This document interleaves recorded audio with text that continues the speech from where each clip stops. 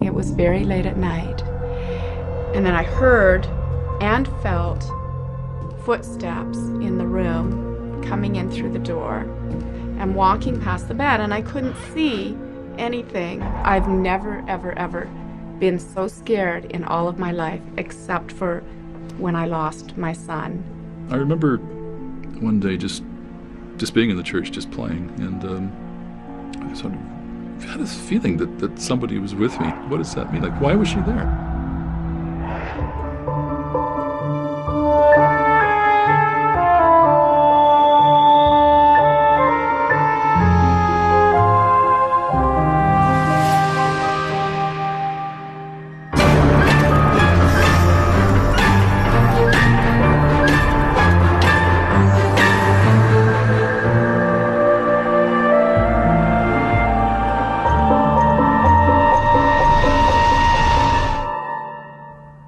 I felt like I was a very spiritual child in terms of the church and things like that. Like, we were Catholics, but we weren't sort of hardcore at all.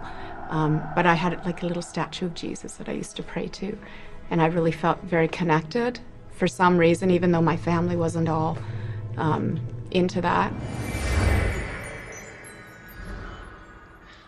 What happens to religious faith when you think you've seen something supernatural? Today in Ghostly Encounters, we'll meet a man and a woman who have lived that question. Hello, I'm Lawrence Chow. You know, when a lot of us were growing up, you just didn't miss church on Sunday. But today's world is spinning a whole lot faster, and faith, for people of many religions, is often put on the back burner.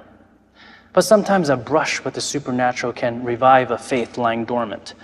As a young mother, Carolyn had nightmares about losing her children. But when the nightmares turned real, she had a spiritual experience that she'll never forget.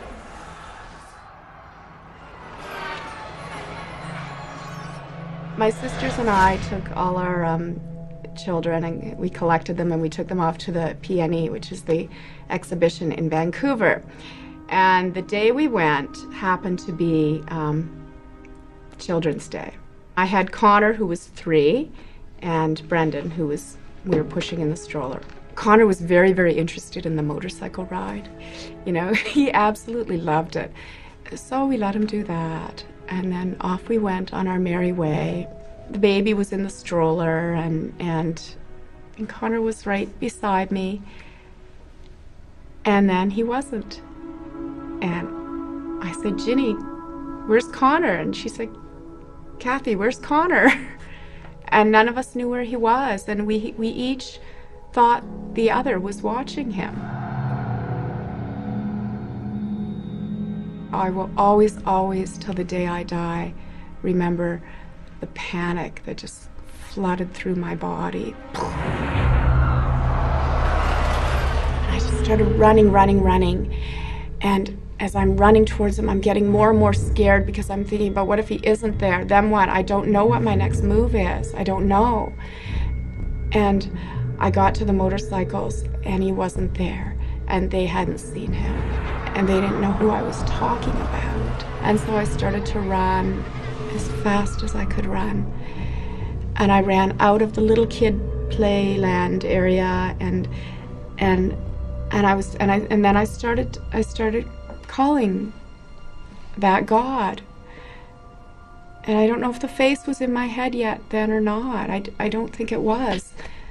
But I just started calling, help, help, help, help my little boy, help me find my little boy, help me find my little boy, help me find my little boy.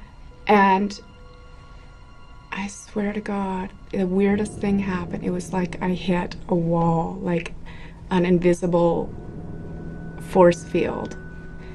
Boom! Like a big hand came out and just went and pushed me here and just went, stop. And I dropped to my knees and I started to pray.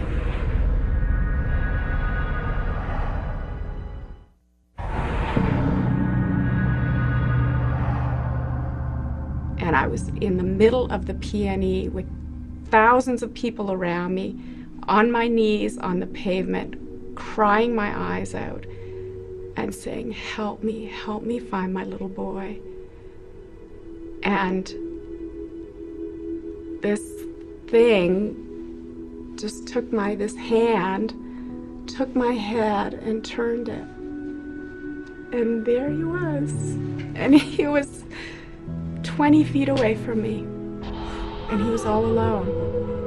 And there was nobody near him either. It was like we were the only two people in the world. And he was standing there crying quietly. And if that hadn't stopped me, I was going that way. And I wouldn't have seen him. And I wouldn't have found him. And I ran over and I grabbed him and I hugged him and I loved him.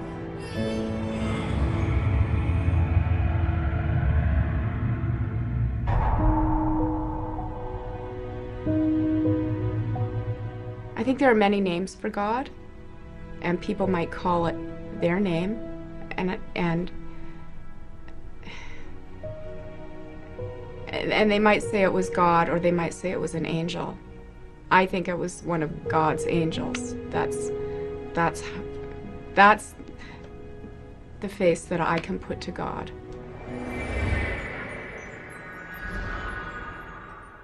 Angels are believed to have no freedom of choice. They are merely agents of God's will. The exception is Lucifer, the fallen angel. In Milton's Paradise Lost, Lucifer chose to reign in hell rather than serve God in heaven. So if angels do God's bidding, it's not surprising to hear that Carolyn feels God directed an angel's hand to help her. But before that day, there were years when Carolyn wouldn't even say God's name. I can't believe I'm going to tell you this. I had a really horrific thing happen to me when I was a teenager. It was a sexual assault is what happened. And I didn't tell my mom and dad, and I didn't tell anybody until years later, you know. But at the time, I didn't tell anyone. Yeah, and so because I didn't tell anyone, I was alone with it. And you start to develop a sense of your own self-sufficiency. And you trick yourself into thinking that you are capable of dealing with it. Because I was a very capable person. I was quite bright, and I could do things. And I thought, well, and this I can also do. And so I isolated myself from everything, from everybody, and from God, from that face. And I stopped talking to him about things. Carolyn turned away from God after going through that terrifying ordeal. She found her way back to him on the midway because she felt he answered her cry for help. That renewal of faith convinced Carolyn she wasn't alone, and that she could now confront her attacker and send him to jail 16 years after the assault. But as she re-embraced her faith and prepared to go to court, the attack took on new resonance and challenged her faith yet again. My head was into, okay, in a month I have to go to trial and it's going to be horrendous and they're going to tear me apart and blah, blah, and I have to relive this whole horrible ordeal. And as I'm thinking about that, all those old feelings are coming back of I'm worthless and not worth loving, So yeah, vulnerable. I guess that would make me vulnerable to all kinds of things. It was very late at night. And then I heard and felt footsteps in the room coming in through the door and walking past the bed, and I couldn't see anything. I felt this sense of creeping evil that became overwhelming evil. I could feel it in my pores. I could feel it all around me. It was this, there is something unspeakably evil in this room right now with me. And then the chair moved as if whatever it was, he climbed into the chair and rocked it forward and then rocked it back. And there it sat. I felt it watching me. I felt it sitting there, and I didn't ever see it, but I felt it sitting there in the chair that it had climbed into, and it was watching me, and I felt its eyes sort of boring through my head, you know, and through the covers, watching. I've never, ever been so scared in all of my life, except for when I lost my son. And so I huddled under my covers, and then I came up for peeks, you know? And then I started to pray, and it was that old prayer, the help me prayer. Help me, help me, help me, help me. And then on my next peek, the curtains did a little move, and I felt it leave. It sounds weird, which is why I hesitate saying it, but I feel like it was something that felt that I was at a vulnerable point and that maybe I could be attacked. Again, I asked for help, and I got help, and that's why I left. I mean, because I didn't do anything except say, God, help me, help me, help me. You know, I didn't string out garlic or do any of the things people do, right? But something compelled it to leave.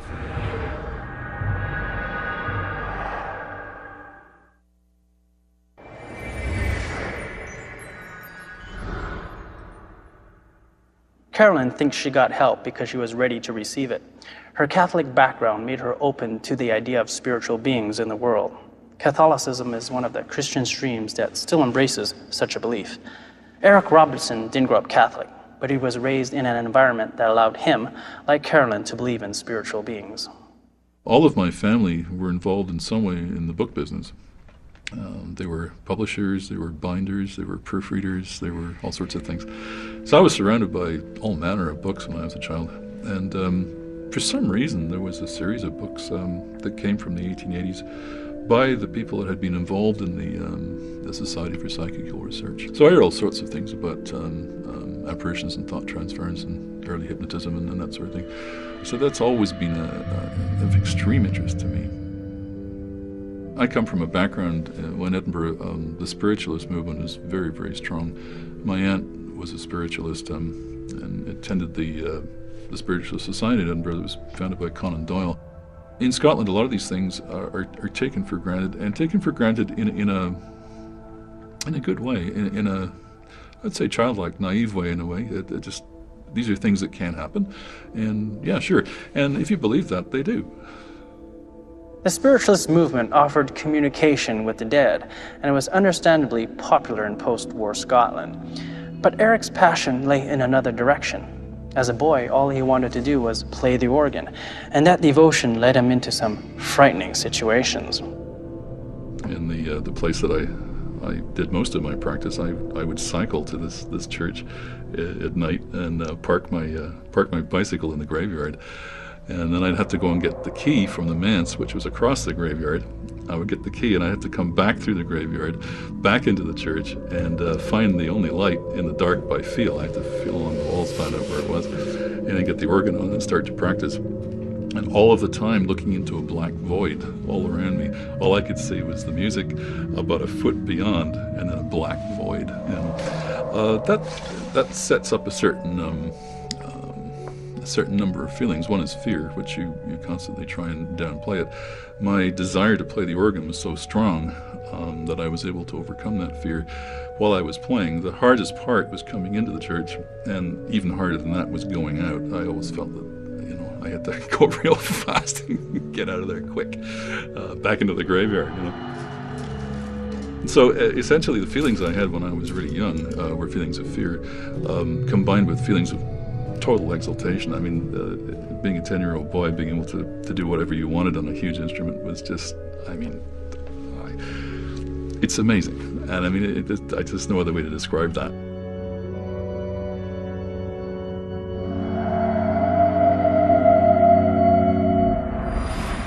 Despite his fear, Eric kept playing the organ. Eventually, his dedication brought him to Toronto, where he became known as one of the best organists in the country. It was there that the unseen specters he'd feared as a boy finally took shape. I remember one day just being in the church, just playing, and I sort of had this feeling that somebody was with me. It's not an uncommon feeling, because if you're in a big building, you like to know if somebody's with you. Anyway, this one day, it was actually during the day, I was just sitting there, and I was positive somebody was there, but I was supposed to be alone.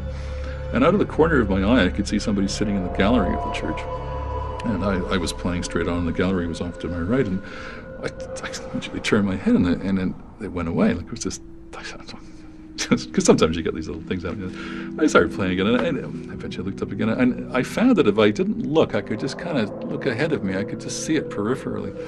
And it would look like an old person. But I discovered if I looked at it, it would go away. And I thought, that's really weird. And I was starting to feel a little strange, actually, because I'm getting this sort of prickly feeling on my neck and just feeling uncomfortable a bit. And I discovered that if I didn't look at it, it came back. And this person, I had the feeling it was an old lady. It looked like an old lady to me, who appeared to be wearing just sort of not normal clothing, just sort of something.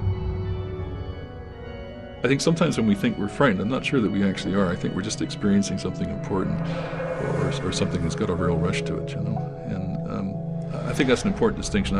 So I think when I felt what I thought was frightened, I think it's more complicated than that. I don't think it's just, you know, somebody's chasing you with a cleaver or something. That's terror. This is not fear. It's not terror. It's an awareness that something significant is happening. Often those who think they've seen a ghost deny it. They're afraid of being called crazy. They have what our psychotherapists call a strong adult ego state, the so-called thinking mechanism.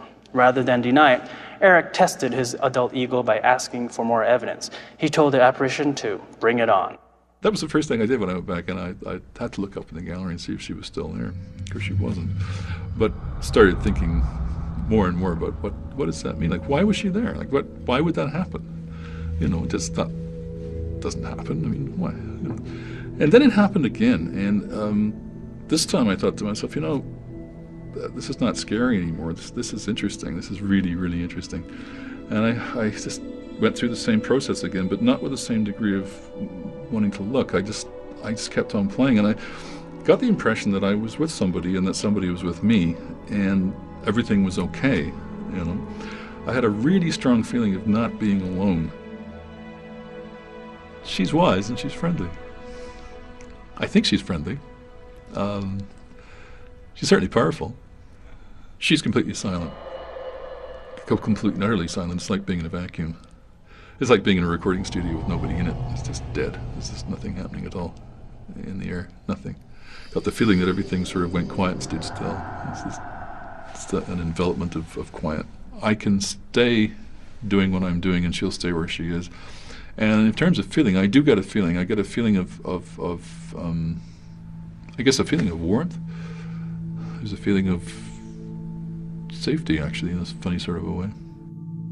The one thing about this whole thing that kind of I find upsetting is I can't talk to this person. I'd love to actually talk to her. Maybe I will. I don't know. I so far, she's not available. She's inscrutable. She's totally quiet, and she's totally distant, and totally focused. Totally focused on me. There's always a reason for her being there. She doesn't just show up. There's always something that I just in progress, or something's going to happen, or something's not right. It's that premonition that things are going to be all right. But you got to take care of things. You know, it's not going to be all right if you keep on doing what you're doing. Things have to change. And it's a message. She's sort of a message. Many religions, including some Jewish and Christian groups, steer away from the spirit world. There's a fear that when you open that door, evil can come in with the good. But as Carolyn and Eric's stories show us, accepting the idea that there are spirits can have a positive impact on faith. Carolyn needed the God she'd known as a child. Eric needed the reassurance that there is life beyond what we know here on earth, and both found their faith was made solid as a result of their encounters with the supernatural. I am absolutely convinced that I'm not alone in this world. from that. I'm absolutely convinced of it. There is another part to life. There's another stream of life, and I can feel being in it, and I can feel being out of it. I have an absolutely unshakable faith in God, and that's cool, and that stays with me through any amount of turmoil and any amount of things that could possibly cause me to question His presence in my life and His power and the power of these angels. Anything that could ever cause me to question that, I just go, nope. You know what? I know, because I lived it, and I'm not given to flights of fancy at all. This high-flying real-life series will have you airborne. Can you get me an anxiety pill, please? On Airline. Then, let the games begin on Caesars 24/7, where the stakes are high and the bets are real. You took my money! Airline, followed by Caesars 24/7, Tuesdays starting at 10, only on Bio. True story.